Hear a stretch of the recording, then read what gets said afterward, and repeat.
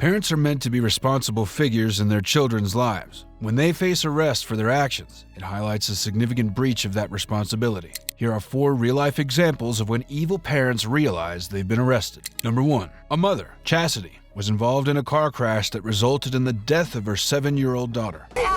She don't know if she's in this world or not. Who else was in the car? She was. Okay. The baby that's in the back, lifeless. The circumstances are quite distressing as Chastity, the driver, was under the influence of drugs during the incident. So you haven't used meth since yesterday then? Right. Right. I took my sleeping pill last night. You took your sleeping pill last night? Yes, I take it every night. Everybody. All right. Well, I'm going to run you through a few field sobriety tests here. Okay. I'm going to check your eyes first. Do the... Her impaired state likely contributed to the crash, leading to the fatal injuries suffered by her daughter. So where were you coming from today then, right now, before the crash? Where do you come from? When you were driving on the road, where did you leave from? The house. You left your house? Yeah. Where were you going? To Christie's and I'm going to the store. Christie's and then the store? Yeah. Okay.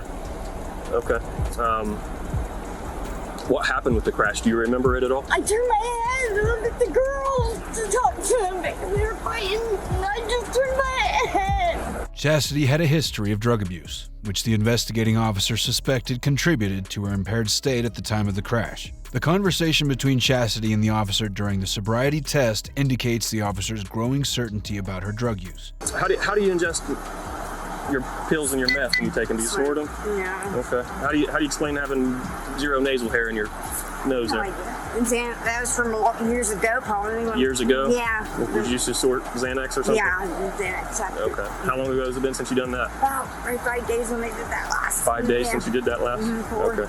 Have you smoked any marijuana or anything like that today? Oh, it's marijuana. The tests conducted by the officer, such as field sobriety tests and questioning about drug use, pointed towards Chastity being under the influence. The discovery of her drug history, including the use of methamphetamine and snorting Xanax, along with her impaired condition, resulted in her arrest on serious felony charges related to the crash, including aggravated vehicular homicide, endangering children, involuntary manslaughter, and reckless homicide. Number 2. Cynthia shot and killed her son-in-law, Jord. Is he alive? He's dead. Oh, good. Oh, thank In a chilling and premeditated manner. The situation had been escalating over time due to ongoing tensions between Cynthia and Jord, amplified by Jord's controlling and strict behavior, as well as his conflicts with Cynthia and other family members. Did you think of him? Okay, and why do you say that? That's the big thumbs down. You didn't like him. The incident occurred on Cynthia's 63rd birthday, following a comment by Jord about her outfit. This seemingly innocuous comment triggered Cynthia. You can't go like that because it looks like you're ghetto in this. Who used it as a pretext to retrieve a recently purchased revolver and fatally shot Jord multiple times while he was in the garden. After committing the crime, Cynthia went about her day as if nothing had happened, going to a local restaurant for breakfast and later celebrating at a casino. Law enforcement became involved after neighbors reported the gunshots, and Cynthia was apprehended for questioning. Unfortunately, Laura's husband has passed away. Huh? Laura's husband was killed today.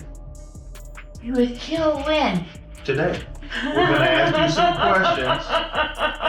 We're going to ask you some questions because we're trying to figure out what happened today, okay? During the interrogation, Cynthia initially attempted to feign ignorance. So mean to me and all of them.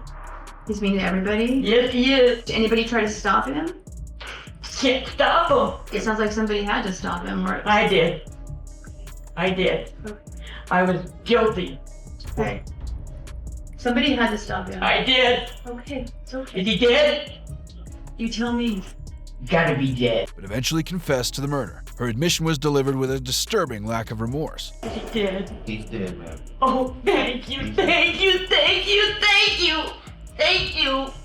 Oh boy. And her reaction upon learning that Jord had indeed died was shockingly callous and detached. The aftermath of the tragedy left the family shattered. Laura, Cynthia's daughter, expressed immense sorrow and disbelief at her mother's actions, highlighting the emotional turmoil within the family. Cynthia was ultimately sentenced to 50 years in prison for Jord's murder, ensuring that she would spend the rest of her life incarcerated. Number 3. This disturbing narrative revolves around the tragic death of 5-year-old Jordan Rodriguez and the subsequent uncovering of severe neglect and abuse within his family. You know what I find interesting? What? How you are right now, how you'd like to climb across this table and clock me. I wish I could. The sequence of events leading up to the discovery of Jordan's body in the backyard reveals a harrowing tale of negligence and attempts to conceal the heinous crime. The ordeal began with a call made to the Cleveland police by Christopher, Jordan's father. Cleveland Police Operator Pursley. May I help you? Hi there, ma'am.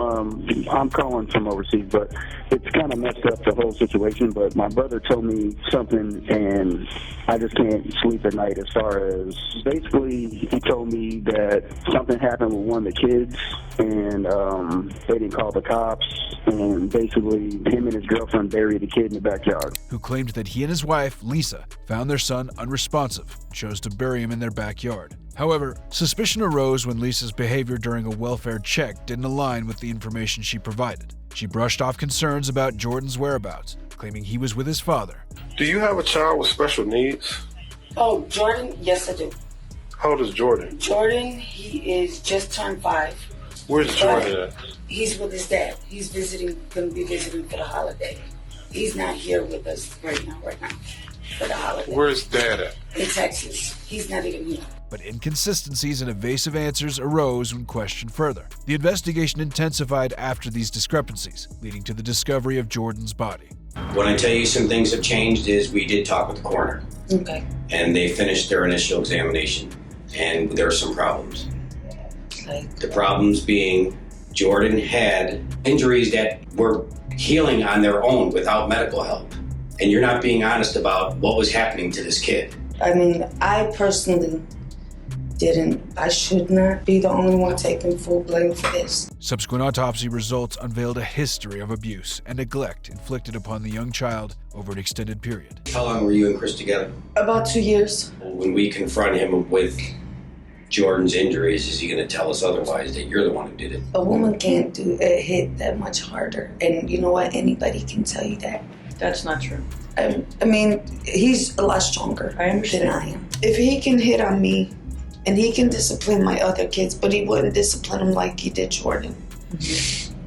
During questioning, Lisa attempted to deflect blame, initially denying responsibility for Jordan's injuries. However, her story quickly crumbled under scrutiny, revealing shocking details about the extent of neglect and abuse. Lisa admitted to not seeking medical help for Jordan's injuries, and even confessed to being complicit in burying him in the backyard, citing personal struggles and mental health issues as contributing factors. The interrogation revealed a bleak and distressing picture of neglect, abuse, and a complete lack of parental responsibility. Both Christopher and Lisa were found guilty of involuntary manslaughter, receiving substantial prison sentences reflecting their disregard for their parental duties. The story serves as a stark reminder of the devastating consequences of parental neglect and abuse, underscoring the importance of safeguarding the welfare and well-being of vulnerable children. Number 4. This is a deeply troubling incident involving neglectful parenting where an infant was found wandering alone on a busy highway. A concerned motorist discovered the child walking along US Route 1 and immediately alerted the authorities.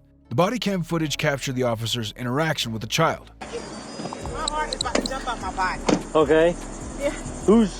Did we find? No. I just pulled over. I found them. Man, my heart is about to jump out my body. They were walking in the road? Yes, his baby. He actually... Oh, I know where it is. I think I'm pretty sure I know which one. He's from that one right there. Who appeared to be unafraid despite being alone on the busy road. The officer recognized the child, knew exactly where to take him, indicating a history with the family.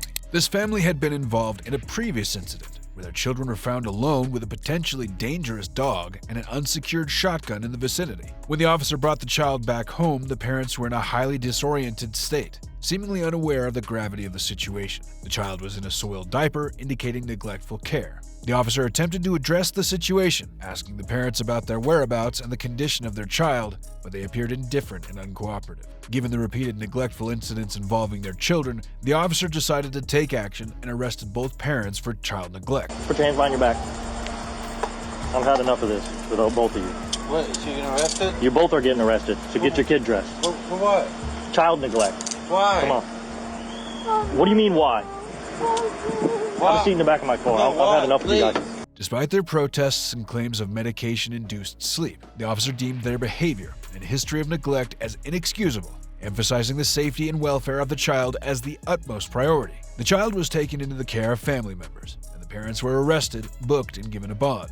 The entire incident showcased a pattern of neglect and irresponsible parenting, the leading to the authorities intervening to ensure the safety of the child. Thanks for watching. If you enjoyed this video, don't forget to hit the like button and subscribe to our channel for more content like this.